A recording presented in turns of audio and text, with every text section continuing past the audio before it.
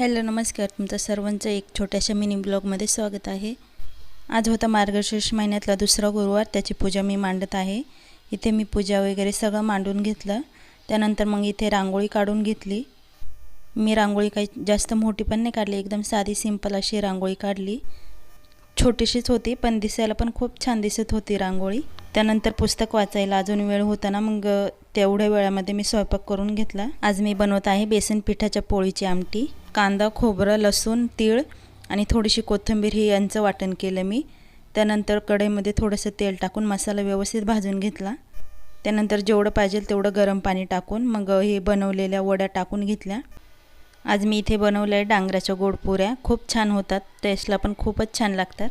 त्यानंतर इथे पुस्तक वाचून घेतलं। आरती वगैरे झाल्यानंतर पूजा करून घेतली मी। आजचा व्हिडिओ आवडला असेल तर चॅनेलला नक्की सबस्क्राईब करा।